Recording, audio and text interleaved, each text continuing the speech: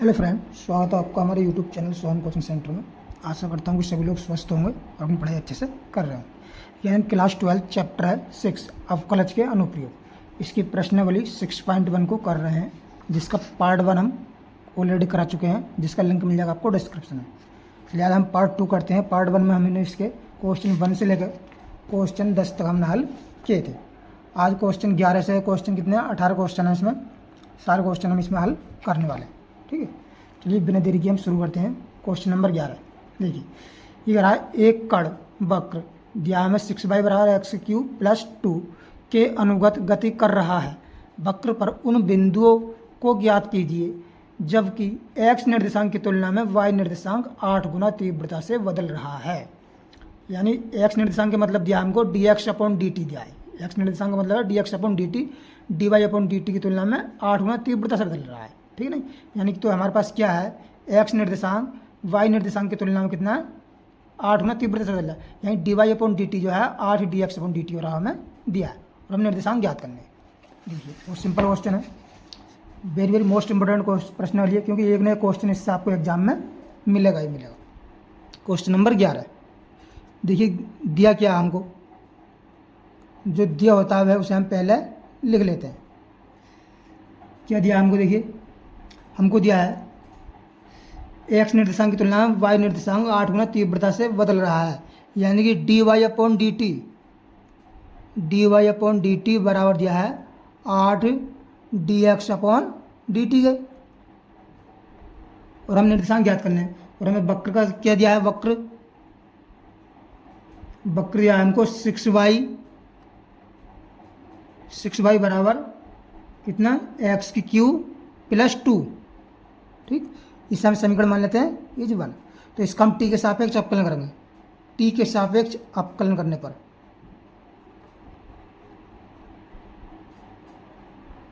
क्या अवकलन,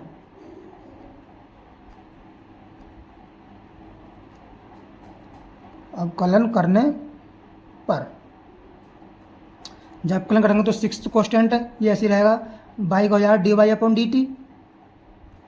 dy/dt बराबर x³ का कितना जाएगा 3x² हो जाएगा, 3x²। और x कितना होगा, x का जाएगा यहाँ पर dx/dt। अगर हम देखिए x के सापेक्ष में करते तो x का 1 हो जाता है, लेकिन t के सापेक्ष करते हैं तो होगा dx/dt। ठीक, अब देखिए यहाँ से हम क्या निकाल रहे हैं, यानी कि dy/dt की वैल्यू निकाल ले रहे हैं। यहाँ से dy/dt कितना आ जाएगा हमारे पास, देखिए 3 से काट दो, 3 दूनी 6 बार कटा तो आ जाएगा x² ये बटे में चले जाएगा 2 और dx/dt। इसे मान लेते हैं समीकरण 2। अब समीकरण 1 तो तथा 2 से देखिए dy/dt वैल्यू है, ये भी dy/dt, तो ये भी आपस में बराबर होंगे। ठीक है, लिखेंगे समीकरण 1 तथा 2 से, 1 तथा 2 से क्या हो जाए हमारे पास, देखिए 8 dx/dt है, 8 dx/dt बराबर है इससे क्या है x² और dx/dt। ठीक, dx/dt से dx/dt कैंसिल, तो x² इसके बटे में कर लेंगे 1, तो x² की इससे 1 से गुणा करेंगे और 8 की 2 से, तो देखिए हमारे पास आ जाएगा x² बराबर कितना आ जाएगा 16। और हम रूट लगाएंगे इसका, तो x बराबर कितना आएगा ±4। ठीक, ±4 है। अब देखिए x बराबर पहले हम लेते हैं, x बराबर प्लस ले लेते हैं, x बराबर 4 पर इसे हम जो है किसे में करेंगे, इसे समीकरण किसे मान लें, सर इसे हम a मान लेते हैं। फ्रॉम 1 a बराबर 4 यहाँ लिख देंगे फ्रॉम 1 से, ये समीकरण 1 में इसका मान रखने पर फ्रॉम a। ठीक, a कितना दिया है 6y, यह है 6y बराबर है x³ + 2, तो हो जाएगा देखिए 6y बराबर हो जाएगा 4³ + 2। 4³ का मान कितना होता है, 4 से 16 64 होता है, 64 और 2 66 बराबर कितना जाएगा 66 जाएगा। ठीक, तो देखिए y बराबर कितना जाएगा हमारे पास, यह जाएगा 66/2, 66/6, यानी कितने बार आया 11, यानी y बराबर कितना जाएगा हमारे पास 11। ठीक, तो ये बिंदु कितने आ जाएंगे, तो इसके बिंदु कितने हो गए, ये 4, 11, 4, 11। अब देखिए, अब एक्स बराबर ले लेते हैं माइनस, पहले हमने प्लस लिया, अब लेते हैं माइनस। माइनस 4 पर फ्रॉम 1 से, फ्रॉम ए से, ए में हम रखेंगे यहीं 6y बराबर कितना है, 6y बराबर है हमारे पास एक्स की क्यू प्लस 2, एक्स का मान कितना -4, -4 की क्यू प्लस 2 बराबर कितना है -4 क्यू कितना है -64 प्लस 2। तो देखिए ये आ जाएगा हमारे पास कितना, -64 में हम 2 जोड़ेंगे तो हो जाएगा माइनस का 62, ये आ गया 6y बराबर। ठीक, और देखिए तो y बराबर कितना आ जाएगा यहाँ से, y बराबर आ जाएगा हमारे पास माइनस का 62 बटा 6, 2 से काटो 2 तिया 6 और 2 से काटेंगे तो कट जाएगा 31 बार। तो देखिए y बराबर कितना आ जाएगा हमारे पास माइनस का 31 बटा 3, 31 बटा 3। तो ये बिंदु कितने हो जाएंगे, तो बिंदु कितने हो गए, कितना -4 कोमा माइनस का 31 बटा 3। तो बिंदु हो कितने होगा, दोनों को एक साथ लिख दो इन्हें। बिंदु हो गए, पहले आए थे हमारे पास कितने, पहले बिंदु कितने आए थे 4,11, 4,11 तथा -4,31 बटा माइनस का 31 बटा 3, ये हमारे पास बिंदु हो गए। ये फाइनल हमारे पास इसका आंसर आ गया। आशा करता हूँ अच्छे से क्वेश्चन समझ में आया होगा। ये नेक्स्ट क्वेश्चन की तरफ बढ़ते हैं हम। क्वेश्चन नंबर आते हैं 12 की तरफ। क्वेश्चन नंबर 12 देखिए, ये कह रहा है, आप जो है मैं यहाँ किताब में पढ़ रहा हूँ, आप अपनी किताब में देखें, क्योंकि आप तक आप किताब में नहीं देखेंगे आपको समझ में नहीं आएगा अच्छे से। तो ये 12वां क्वेश्चन कह रहा है, हवा के एक बुलबुले की त्रिज्या दी है हमें आर, त्रिज्या दिया आर 1/2 सेंटीमीटर प्रति सेकंड की दर से बढ़ रही है, यानी क्या दिया है dr/dt दिया है। और बुलबुले का आयतन हमें ज्ञात करना है, आयतन किस दर से बढ़ रहा है, जबकि त्रिज्या आर दिया है हमें 1। तो हम मान लेते हैं आर त्रिज्या वाले आयतन, यानी आर क्या मानते हैं हम, देखिए आर त्रिज्या वाले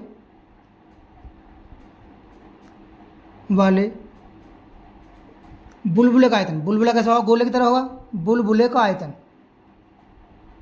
बुलबुला होता है गोले का आकार का होता नहीं, बुलबुले का आयतन, आयतन कितना हो जाए, बी बराबर कितना मान लेते हैं हम, गोले का आयतन कितना होता है 4/3 पाई आर की क्यू। ठीक, और क्या दिया हमको, देखिए इसमें यानी dr/dt दिया है, और दिया क्या है dr/dt, ये दिया हमको 1/2 सेंटीमीटर प्रति सेकंड, और r बराबर कितना दिया है 1 सेंटीमीटर, 1 सेंटीमीटर। तो हमको ज्ञात क्या करना है, यानी dv/dt हमको ज्ञात करना है, dv/dt ये हमको ज्ञात करना है। ठीक, अब देखिए चूंकि हमको क्या दिया है, यानी b बराबर दिया है कितना होता है आयतन 4/3 पाई आर की क्यू। तो इसका हम t के सापेक्ष अवकलन करेंगे, t के सापेक्ष अवकलन करने पर क्या अवकलन करने पर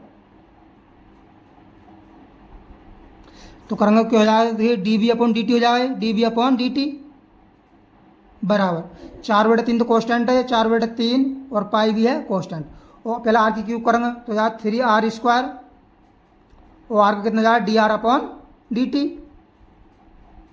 अब देखिए 3 से 3 कैंसिल हो जाएगा।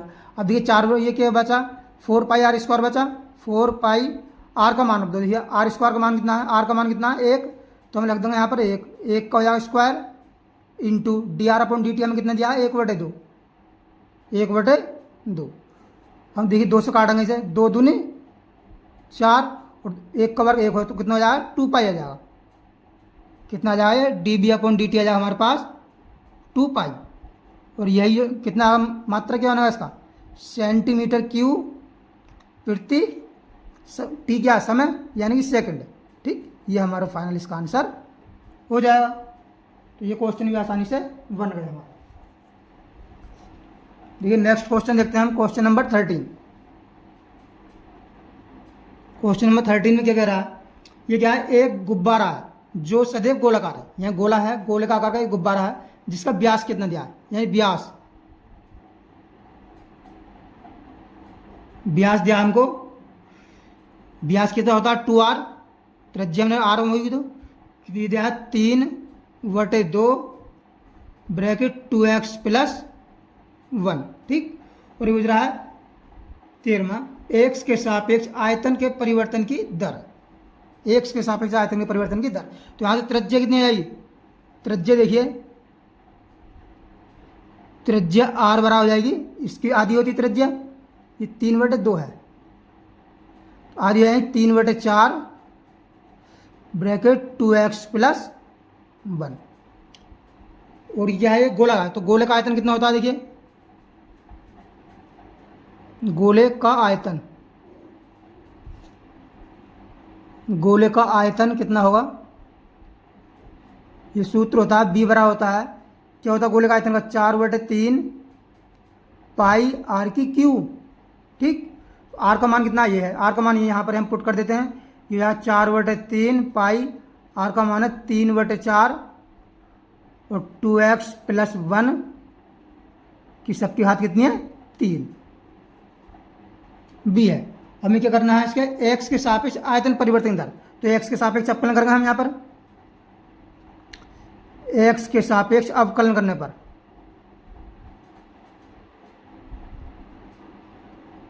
अवकलन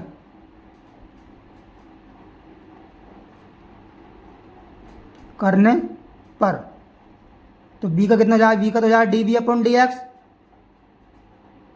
बराबर, ये 4/3 पाई तो कांस्टेंट राशि है, हम करेंगे इसका घात का, घात का कितना होता है nx n-1 होता है, ये 3 गुणा में जाएगा और 3/4 2x + 1 की घात कितनी हो जाएगी, एक कम हो जाएगी, 3 - 1 कितने 2 हो जाएगी। अब हम इसका अंदर वाले करेंगे, देखिए 3/4 तो कांस्टेंट है, इसे तो ऐसे रहने देंगे 3/4 और 2x + 1 करेंगे तो 2x कितना हो जाएगा 2 और 1 को हो जाएगा 0, इंटू हो जाएगा 2, ठीक। ये इसका हो गया अवकलन। और x का कितना हो जाएगा, x का हो जाएगा 1, x का तो 1 है, ठीक, क्योंकि हमें x के सापेक्ष कर रहे हैं।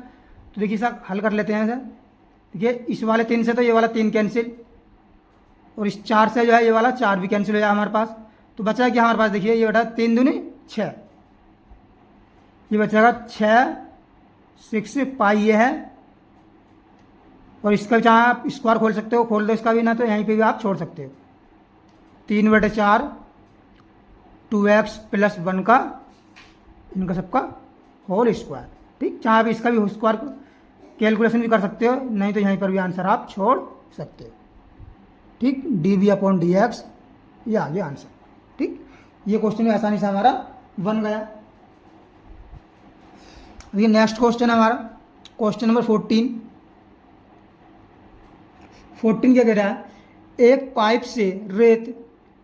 पाइप से रेत जो है 12 सेंटीमीटर क्यूब प्रति सेकंड की दर से गिर रही है, यानी आयतन दिया है, पाइप है, गिरती रेत जमीन पर एक शंकु का निर्माण करती है, क्या बनाती है, एक शंकु बनाती है, ठीक, जिसकी ऊंचाई सदैव आधार की त्रिज्या का छठा भाग है, ऊंचाई जो है आधार की त्रिज्या छठा भाग है।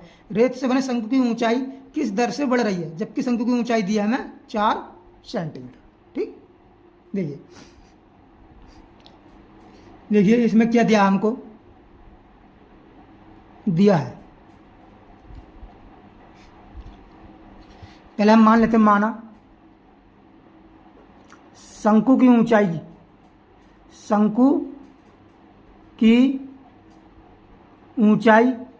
h तथा त्रिज्या कितना मान लेते हैं r है, ठीक।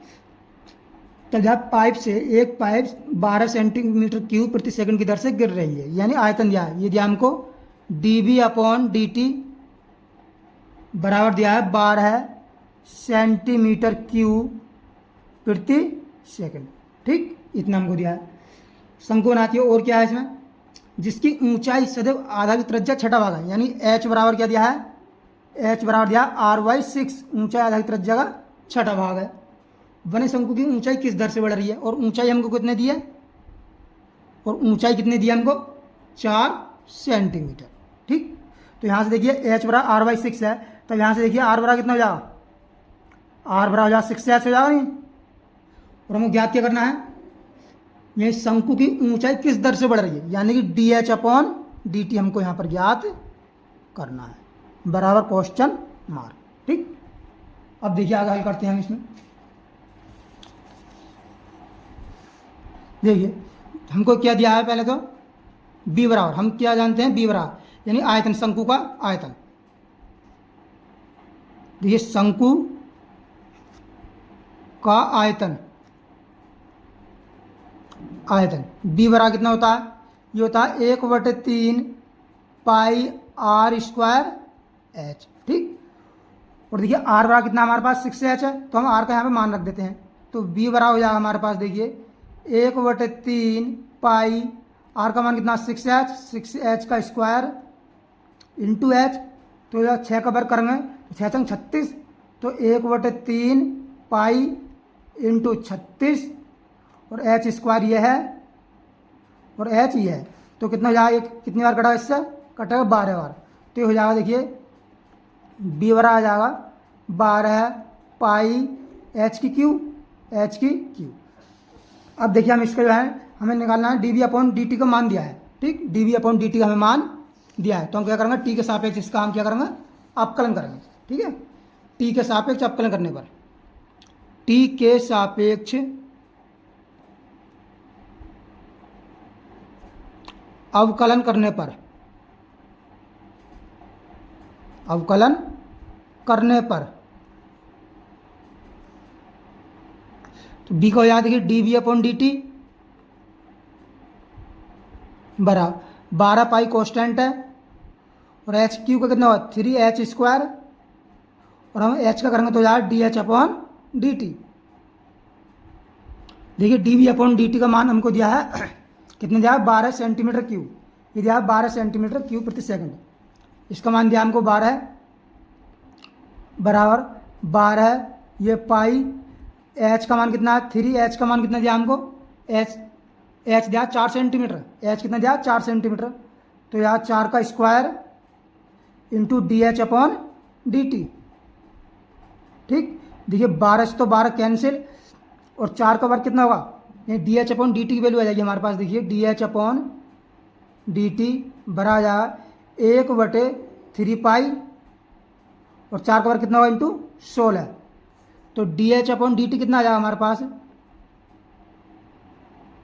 16×48 यानी 1/48 पाई कितना है, सेंटीमीटर प्रति सेकंड। ये हमारे पास इसका फाइनल आंसर आ जाएगा। आशा करता हूँ ये क्वेश्चन में अच्छे समझ में आया हो। देखिए नेक्स्ट क्वेश्चन है क्वेश्चन नंबर 15। क्वेश्चन नंबर 15 के क्या है, एक वस्तु की x इकाइयों के उत्पादन में संबंध कुल लागत, कुल लागत क्या दे दिया है, देखिए कुल लागत हमें दिया है, कुल लागत c x बराबर दिया है 0.007 x की क्यू माइनस का 0.003 x स्क्वायर प्लस का 15x प्लस का 4000 1 2 3 ये दिया। और क्या दिया है, से प्रदत्त है सीमांत लागत ज्ञात कीजिए जब 17 इकाइयों का उत्पादन दिया गया है, यानी x बराबर 17 पर हमें ज्ञात करना, x बराबर 17 पर क्या ज्ञात करना, सीमांत लागत, सीमांत लागत, सीमांत लागत क्या होती है, ये होती है dc/dx बराबर हमको ज्ञात करना। ठीक, तो लिखेंगे यहाँ पर समीकरण 1 मान लेंगे, लिखेंगे समीकरण 1 का, समीकरण 1 का x के सापेक्ष अवकलन करने पर,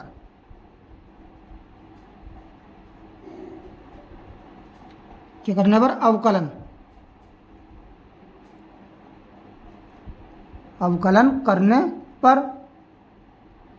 देखिए dc/dx हो जाए, dc/dx बराबर देखिए x क्यूब करेंगे तो 3 से गुणा होगी, तो डायरेक्ट में गुणा करना है तो 7 कितना हो जाए 21, ये 0.021 हो जाए, 0.21 x की स्क्वायर हो जाए फिर माइनस, अब 2 की इसमें गुणा करें तो जाए 0.0032 6 x प्लस का 15x कितना हो जाए 15 हो जाए ठीक। अब देखिए एक्स बराबर कितने पर, यानी एक्स बराबर कितना दिया हमको, एक्स बराबर कितना है इसमें 17, एक्स बराबर 17 पर निकाल दो, 17 इसका मान निकाल दो, यानी d c upon D x कितना हो जाएगा, यानी 0.021 इंटू 17 का वर्ग माइनस का 0.006 इंटू 17 प्लस का 15, ठीक, बराबर देखिए यहीं कर देते हैं, ये 17 में कितना होता है 289, ये आ जाए 0.021 इंटू 289 289, ठीक, माइनस का 17 छक्का कितना होता है, 17 छक्का 17 छक्का 102, ठीक, 3 स्थान बाद पॉइंट है, 3 स्थान पर पॉइंट लगा दिया हमने यहाँ पर, प्लस का 15। अब इसकी हम गुणा करेंगे, देखिए 289 कम 289, हासिल कितना लगा 28, और 289 दूनी कितना होगा, या 29 में 98 580 यानी 578 578 और 28 कितना होगा 578 प्लस 28 8 8 6 7 2 9 और 1 10 5 और 1 6 यानी कितना होगा 606 होगा, ठीक, कितना जाएगा 606। 3 स्थान में पॉइंट है, 3 स्थान बाद पॉइंट जो है ये हमने पॉइंट लगा दिया, सही है, और ये लगा दिया हमने 0, ठीक, माइनस का 0.102 प्लस का 15। अब ये जोड़ा कितना हो जाएगा, ये हो जाएगा देखिए 15 और 6 कितना हो जाएगा 21, 21.069 में से हम घटाना 0.102, घटाएंगे 9 में से 2 गया कितना बचा 7, और 6 में से 1 जाएगा, 6 में से 0 गया कितना, 6 में से 0 गया कितना बचा, 6 में से 0 गया तो 6 ही बचेगा, ठीक, यहाँ कितना बचा 0 बचा, यहाँ से 1 ढाई ले ली कितना हो गया, यहाँ 10 हो गया, और 10 में से 1 जाएगा कितना बचेगा 9 बचेगा, ठीक, बचा कितना 9 पॉइंट, ये बचा 20, यानी d c upon D x हमारे पास कितना आ गया, यह आंसर आ गया, ठीक, इकाई आएगा इसका, कोई मात्र इसका दिया नहीं है क्या, यही इसका फाइनल इसका आंसर आ जाएगा।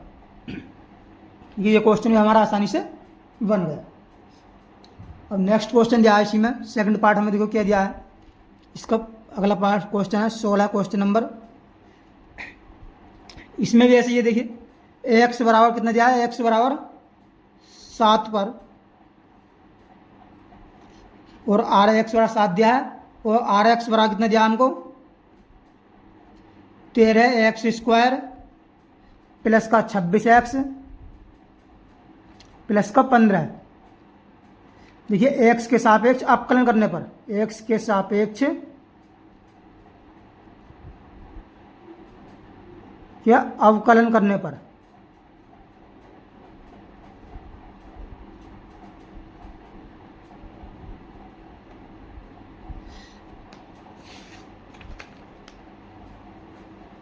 जब हम x के सापेक्ष इसका अवकलन करेंगे तो देखिए क्या हो जाएगा, D R upon D x हो जाएगा, D R upon D x, ठीक है, ये 13x² कितना 26x हो जाएगा, 26x प्लस का 26x कितना होगा 26 हो जाएगा, प्लस 15 कितना जाएगा 0। अब देख रहे हैं हमें कितने पर, x बराबर 7 पर, तो x बराबर 7 पर देखिए डी आर, यानी D R upon D x कितना हो जाएगा, D R upon D x, ये हो जाएगा 26 गुणा 7 प्लस का 26 बराबर 26 7 कितने होते हैं, ये 7 छंग 42 और 7 दूनी 14 14 4 18 प्लस का 26। अब देखिए यहाँ पर हमारे पास D R upon D X बराबर कितना आ गया, यहीं 6 और 2 8 2 8 10 10 का 0 हाथ से लगा 1 और 1 2, ये हमारे पास इसका फाइनल आंसर आ गया। ये क्वेश्चन हमारा आसानी से बन गया। ये है क्वेश्चन 17 से लिख रहा है, प्रश्न 17 से 18 में सही उत्तर चयन करना, यही विकल्प है करा देते हैं, यही विकल्प भी करेंगे। क्वेश्चन नंबर 17 ये कह रहा है एक वृत्त की त्रिज्या r बराबर, वृत्त की त्रिज्या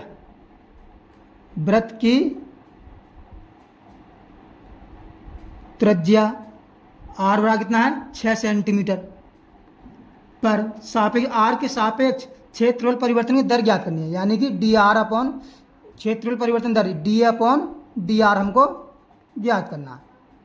चूंकि हम जानते हैं वृत्त का क्षेत्रफल कितना होता है, वृत्त का क्षेत्रफल ए बराबर कितना होता है, पाई आर स्क्वायर होता है, पाई आर स्क्वायर। तो इसका आर के सापेक्ष अवकलन करने पर तो कितना हो जाएगा, D A upon D R, D upon ये स्मॉल आर लिखेंगे तो बेस्ट रहेगा, ठीक। डी आर बराबर कितना हो जाएगा, आर करेंगे 2 पाई आर हो जाएगा, 2 पाई आर। वो आर बराबर कितना दिया 6 पर, आर बराबर 6 पर, ठीक। तो D A upon D R कितना होगा, D A upon D R ये हो जाएगा 2 पाई इंटू 6 बराबर 12 आर, क्या हो जाएगा सेंटीमीटर स्क्वायर प्रति सेंटीमीटर। तो इसलिए कौन सा ऑप्शन में है, देखिए 12 पाई है बी में, तो हमारा जो ऑप्शन बी यहाँ पर ये राइट हो जाएगा, ठीक। यहाँ पर हमारा क्लियर हो जाएगा। और देखिए 13वां क्या है, 18वां क्या है, एक उत्पाद की एक इकाइयों के विक्रय से प्राप्त कुल आय रूपों में आर एक्स बराबर कितना है, यानी आर एक्स हमको दिया है 3x square plus 36x plus का 5 और x बराबर 36 पर बूझ रहा है, 15 पर सीमांताय बूझ रहा है। तो सीमांताय मतलब D R upon D x हमसे बूझ रहा है, ठीक। तो देखिए इसका हम क्या कर रहे हैं, एक्स के सापेक्ष अवकलन कर रहे हैं, तो ये हो जाएगा D R upon D X बराबर कितना हो जाएगा 6x प्लस 36 और 5 का कितना हो जाएगा 0, लिखूंगा आर बराबर कितने पर 15 पर। तो D R upon D x कितना हो जाएगा, D R upon D x ये हो जाएगा 6 गुणा 15 प्लस का 36, 15 छक्का 90 प्लस 36, 90 और 36 कितना हो गया 126, 126। तो ऑप्शन कौन सा है इसमें 126, यह है डी ऑप्शन, डी ऑप्शन हमारा यहाँ पर सही हो जाएगा, ठीक। तो देखिए आज हमने क्लास 12 की चैप्टर 6 प्रश्नावली 6.1 को पार्ट 2 में कंप्लीट किया।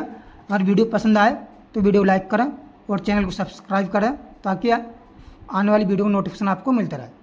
और हाँ, और वीडियो का लिंक जो है अपने फ्रेंड के साथ शेयर करें जिससे कि वीडियो को बेनिफिट उन्हें भी मिलता रहे, क्योंकि इस चैनल पर जो है हम फ्री ऑफ कॉस्ट बिल्कुल पूरा A to Z कोर्स समय से पहले कराएंगे, ठीक। मिलते हैं नेक्स्ट वीडियो।